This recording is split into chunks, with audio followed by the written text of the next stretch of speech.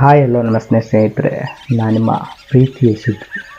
ನಿಗೂಢವಾದ ಆತ್ಮದ ಕಥೆಗಳಿಗೆ ಸ್ವಾಗತ. ಇವತ್ತು ನಾನು ನನ್ನ ಸ್ನೇಹಿತ ಹೇಳಿದಂಥ ಒಂದು ಭಯಾನಕ ಕಥೆ ಹೇಳ್ತಾ ಇದ್ದೀನಿ. ಅದೇನಪ್ಪ ಅಂದರೆ, ಇನ್ನೂ ಯಾರು ನಮ್ಮ ಚಾನಲನ್ನು ಸಬ್ಸ್ಕ್ರೈಬ್ ಮಾಡ್ಕೊಂಡಿಲ್ಲ, ಸಬ್ಸ್ಕ್ರೈಬ್ ಮಾಡ್ಕೊಳ್ಳಿ ಅಂತ ಹೇಳ್ತಾ ಈ ಕಥೆಯನ್ನು ಮುಂದುವರಿಸ್ತಾ ಇದ್ದೀನಿ. ಅವನ ಹೆಸರು ಬಂದುಬಿಟ್ಟು ಮನು ಅಂತೇಳಿ. ಅವನು ಒಂದು ಗೌರ್ಮೆಂಟ್ ಜಾಬಲ್ಲಿ ಇರ್ತಾನೆ. ಇದಕ್ಕೂಡಲೇ ಅವನು ಬಂದುಬಿಟ್ಟು ಫಾರೆಸ್ಟಲ್ಲಿ ಸೆಕ್ಯೂರಿಟಿಯಾಗಿ ಕೆಲಸ ಮಾಡ್ತಾಯಿರ್ತಾನೆ, ಫಾರೆಸ್ಟ್ ಆಫೀಸರಲ್ಲಿ.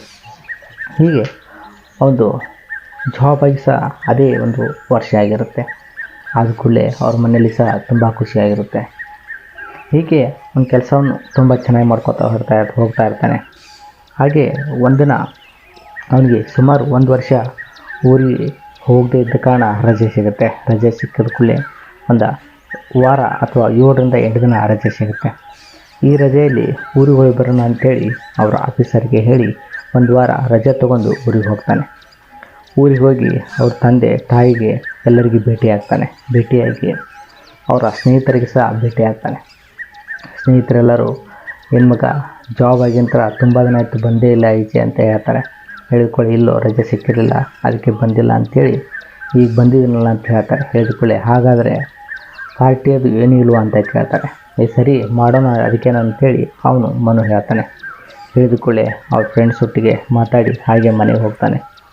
ಮನೆಗೆ ಹೋಗಿ ತಾಯಿ ತಂದೆ ಜೊತೆ ಮಾತಾಡಿ ತಂದಿದ್ದ ಸಂಬಳವನ್ನೆಲ್ಲ ಆ ತಾಯಿ ತಂದೆಗೆ ಕೊಟ್ಟು ತುಂಬ ಮನೆಯಲ್ಲಿ ಖುಷಿಯಾಗಿರ್ತಾರೆ. ಹಾಗೆ ಸರಿ ಫ್ರೆಂಡ್ಸ್ ಹತ್ರ ಹೋಗಿ ಬರ್ತೀನಿ ಅಂತೇಳಿ ಅವನು ವಾಪಸ್ಸು ಅವ್ರ ಸ್ನೇಹಿತರ ಹತ್ರ ಹೋಗ್ತಾನೆ. ಸಾಯಂಕಾಲ 6 ಗಂಟೆಗೆ ಹೋಗ್ತಾನೆ. ಹೋಗಿ ಸ್ನೇಹಿತರೊಟ್ಟಿಗೆ ಮಾತಾಡಿ ಎಲ್ಲರೂ ಸಹ ಖುಷಿಯಾಗಿರ್ತಾರೆ. ಅವ್ರ ಸ್ನೇಹಿತರು ಬಂದುಬಿಟ್ಟು 4ರಿಂದ 5 ಜನ ಇರ್ತಾರೆ. ಏನಾಗುತ್ತೋ ಏನಿಲ್ಲ ಅಂತೇಳಿ. ಹಾಗೆ ಸ್ಮಶಾನ ಟಚ್ ಆಯಿತು. ಇನ್ನೇನು ಸ್ಮಶಾನ ದಾಟ್ತು ಅನ್ನೋಷ್ಟರಲ್ಲಿ ಈ ಮನು ಅನ್ನೋ ಕಾರು ಆಫ್ ಆಗಿಬಿಡುತ್ತೆ. ಆ ರೋಡಿನ ಮಧ್ಯದಲ್ಲಿ ಆಫ್ ಆಗಿಬಿಡುತ್ತೆ. ಆಫ್ ಆದ ಕೂಡಲೇ ಎಲ್ಲರೂ ಸಹ ಭಯ ಬಿದ್ದುಬಿಡ್ತಾರೆ. ಏನಾಯ್ತಪ್ಪ ಅಂಥೇಳಿ ಹಾಗೆ ಹೊರಗಡೆ ಬಂದು ಇಳಿದು ನೋಡ್ತಾರೆ. ಆ ಕಾರಿಗೆ ಏನೂ ಆಗಿರಲ್ಲ, ಆದರೂ ಸಹ ಸ್ಟಾರ್ಟ್ ಆಗ್ತಾಯಿರಲ್ಲ. ಏನಾಯಿತು ಅಂಥೇಳಿ ವಿಚಾರ ಮಾಡ್ತಾ ಎಲ್ಲರೂ ನಿಂತಿರ್ತಾರೆ. ಕಾರಿನ ಹತ್ರ ನಿಂತು ನೋಡ್ತಾ ಇರ್ತಾರೆ. ಆ ಕಾರು ಏನಂದರೂ ಸ್ಟಾರ್ಟ್ ಆಗ್ತಿರಲ್ಲ. ಎಲ್ಲರೂ ಸಹ ಹೊರಗಡೆ ಇಳಿದು ಅಲ್ಲಿ ಭಯದಿಂದ ನಿಂತಿರ್ತಾರೆ. ಅದೇ ಟೈಮಲ್ಲಿ ಆ ಸ್ಮಶಾನದಲ್ಲಿ ಇರುವ ನಾಯಿ ಜೋರಾಗಿ ಕೂಗುತ್ತೆ. ಕೂಗಿದ ಕೂಡಲೇ ಏನೋ ಇದು ಅಂಥೇಳಿ ಎಲ್ಲರೂ ಸಹ ಭಯ ಬಿದ್ದುಬಿಡ್ತಾರೆ. ಭಯ ಬಿದ್ದ ಕೂಡಲೇ ಹಾಗೆ ಎಲ್ಲರೂ ಸಹ ಆಚೆ ನೋಡ್ತಾ ನಿಂತಂತೆ ಸ್ಮಶಾನದಲ್ಲಿ ಇರುವ ಒಬ್ಬ ವ್ಯಕ್ತಿ ಎದ್ದು ಹೊರಗಡೆ ಬರ್ತಾನೆ. ಅಂದರೆ ಅಲ್ಲಿ ಸ್ಮಶಾನವಾಸಿ ಅಂತೇಳಿ ಆ ಹೊರಗಡೆ ಬರೋದನ್ನು ನೋಡಿ ಎಲ್ಲರೂ ಸಹ ದೆವ್ವ ಬಂತು, ಭೂತ ಬಂತು ಅಂಥೇಳಿ ಹೆದರಿ ಓಡೋಗ್ಬಿಡ್ತಾರೆ. ಓಡೋಗಿ ರೋಡ್ ಸೈಡ್ ನಿಂತಿರ್ತಾರೆ. ಅವನು ಆ ವ್ಯಕ್ತಿ ಅವ್ರ ಹತ್ರನೇ ನಡ್ಕೊಂಡು ಬರ್ತಾನೆ. ನಡ್ಕೊಂಡ್ಬಂದು ಹತ್ತಿರ ಬಂದಂಗೆ ಎಲ್ಲರೂ ಸಹ ನಡುಗ್ತಾ ಇರ್ತಾರೆ. ಬಂದು ಕೂಡಲೇ ನೋಡ್ತಾನೆ, ಅವನು ಒಬ್ಬ ಹುಚ್ಚನಾಗಿರ್ತಾನೆ. ಅವನು ಎಲ್ಲಿ ಮಲಗ್ತಾನೋ ಎಲ್ಲಿ ಬಿಡ್ತಾನೋ ಅವನಿಗೆ ಗೊತ್ತಿರೋದಿಲ್ಲ. ಅವಾಗ ಅವರು ಭಯ ಸ್ವಲ್ಪ ಕಡಿಮೆ ಆಗುತ್ತೆ. ಅವನು ಹುಚ್ಚ ಇದ್ದಾನೆ, ಏನಲ್ಲ ಬಿಡು ಅಂತೇಳಿ ವಾಪಸ್ ಹೋಗಿ ಇವರು ಕಾರ್ ಸ್ಟಾರ್ಟ್ ಮಾಡ್ತಾರೆ. ಕಾರ್ ಸ್ಟಾರ್ಟ್ ಮಾಡಿದ ಕೂಡಲೇ ಕಾರ್ ಸ್ಟಾರ್ಟ್ ಆಗುತ್ತೆ.